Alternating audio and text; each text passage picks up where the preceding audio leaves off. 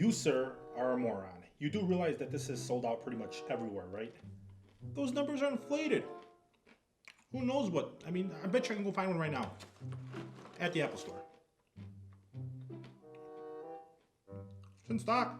Why would Apple do that? That doesn't make any... No. Doesn't make any sense. Forget what Apple would do. Just listen to me. I don't know why you brought me down here anyway. No one likes coming down here. I mean, do you ever stop eating? I mean, that has nothing to do with recording, editing, scripting, everything. I like food. You don't do anything but eat. That's not true. I do some work. I mean, this is a big deal. I mean, we need to review this headset. I don't need to review it. You can review it. Review it for what? It's a $500 bra. There's nothing to review. It's a purse. Look at it. I'm not reviewing it. You can go ahead and review it. I'm going to stick with my Sonys. Look, I'm not going to argue with you. Are you going to review this? I'm not. I already told you I'm not doing it. I don't appreciate getting flashbang down here in this white studio. No one likes it down here. All right, man. Whatever. Look, I'm going to go ahead and review it. You go ahead and keep eating. Go for it. I'm going to finish this. So, Airpods Max. I've been testing them out for the past couple days now, and I feel like it's finally time to give you my take on Apple's new $550 flagship headset. So far, they do sound pretty good, and they are rather comfortable.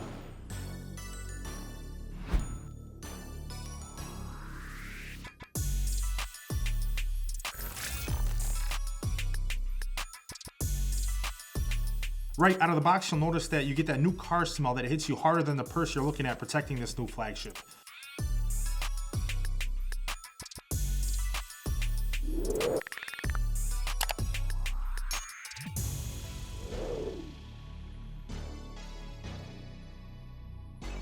The Max sports a sleek minimalist design. Its headband is made of steel, covered in a sort of rubbery-like finish that I can see easily getting dirty over time.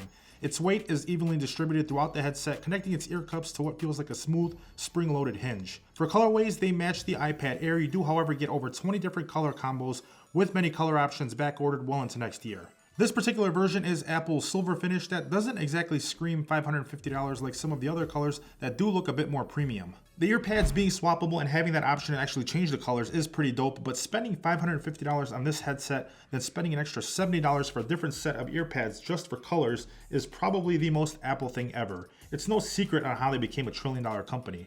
The ear cups are magnetic and are pretty locked in once they're set, so you don't have to worry about them moving around or falling off. But it would be nice to see Apple give us the option of swapping the ear cups out at checkout without having to spend that extra $70. The ear cups themselves look like plastic from a distance until you pick them up and feel that cold metal on the outer layer. You have multiple different shapes and cutouts on the outer ring, spanning from 7 microphones, of which 6 are being used for noise cancellation and 1 being used for voice calls. Your right ear cup has your switch between noise cancellation and transparency, along with a crown to control your volume, as well as promote other features, such as using Siri and shuffling through different songs. I don't mind having physical controls for transparency and noise cancellation, and having them sit on top rather than on bottom of the ear cup is different, especially coming from the XM4s, which are reliant on using swiping and hand movements to trigger various controls. On the bottom, you have your LED status indicator followed by your lightning port. At this point, I feel like by the time Apple introduces USB Type-C, it'll probably be irrelevant to most of their product line. I feel like Apple did go ahead and say that they did do this because the majority of their consumer base is using Lightning, so they didn't want to make it too much of a hassle, especially when you're spending $550. But if you look at the other side of the spectrum, you have a high-end premium headset that is still Lightning and not USB-C that doesn't offer fast charging. Something else I found pretty disappointing is that you have no 3.5mm port to connect this to externally, say to a TV on your flight or wherever you plan on using this headset. Look, I get it, not everyone's doing a lot of traveling, but I can guarantee you the average consumer that's spending $550 on a premium headset like this is definitely doing a lot more traveling than the average person. I say this because my primary go-to headset is the Sony WH1000 XM4s, which I can say with confidence 90% of people out there would agree this is the best over-ear headset ever made, which is also almost half the price. But guess what? There's an easy fix for that, and Apple's got you covered once again. For an extra $35, you can go ahead and pick up the 3.5mm to Lightning adapter so you can easily fix that problem and still travel in style.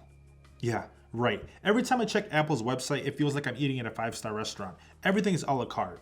Then you have battery life, which isn't exactly mind-blowing. You get 20 hours on a full charge, which does take roughly 2 hours with a standard iPhone charger, and you do also get 90 minutes of playback time with just 5 minutes of charge. I do feel it's important to note that there is no fast charging available as of right now. There is no power button either, which helps drain the battery a lot faster if they're not in the case. They do go to sleep after not using them for a while and do kick back on once you start listening to music again. However, with the WH1000 XM4s, you get 30 hours of battery life with 5 hours of playback time in just 10 minutes. So then that leads us into comfort. Comfort is simple, both are fantastic when it comes to comfort. The Sonys are a bit lighter, which you definitely notice over time when wearing both, since the Airpods Max come in at over 130 grams heavier than the XM4s. As for the case, I'm still not sure how I feel about it. We've all seen the memes. It's a bra, it's a purse. I mean, it's Apple. What did you guys expect? Oh, and it still stinks, by the way. I mean, maybe it'll grow on me over time. I'm just used to having something that always protects my headset, and this doesn't really do it for me. I mean, it doesn't exactly protect the headphones. There's openings everywhere which do allow for charging, while at the same time leave the most vulnerable part of the headset exposed. Not to mention, if you lose this case, you'll never be able to turn off your headset. Just another fantastic feature of the Airpods Max. As far as sound quality goes, the Airpods Max definitely don't disappoint, especially comparing them to other higher-end headphones that are out in the market. I mean, across the board, you get crisp, clear mids, highs, and lows with no distortion even at max volume. The noise cancellation was decent, similar to the Bose 700s and the Surface headphones too. I did test it in a variety of different scenarios, both indoors and outside, and although it was decent, I can say with confidence the noise cancellation isn't as good as what you get with the XM4s. And for me, it's more convenient to just raise my hand quickly and cover the right ear cup on the XM4s to temporarily turn off that noise cancellation than going through the process of turning it off, then back on with the Max. It's not a crazy difference, but it is slightly more convenient. You really can't justify this price point, not even in the slightest bit. If you think about it, you spend an extra $35 to pick up that 3.5mm adapter, and that puts this headset right at $600, which is the cost of an iPhone. Or if you wanted to, you can go ahead and pick up a digital version of the PlayStation 5 and still almost be able to afford the WH1000 XM4s. I mean, it's a no-brainer for me, and that's what's going to make it really hard for consumers.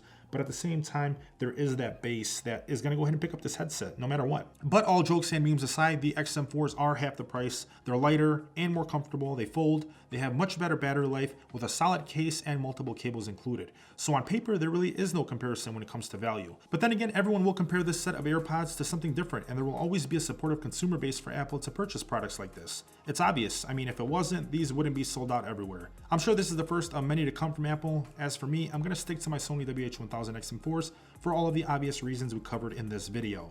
If that changes, I'll make sure to let you know, but until then, I'm curious to know what you think about the Airpods Max. Let me know down below in the comments section. Links will be below for you guys. If you enjoyed this video, please make sure you smash that like button for me, subscribe if you haven't already. Let's get the channel to 10,000 subs by Christmas. Thank you so much for watching. I'll see you guys in the next one. Peace.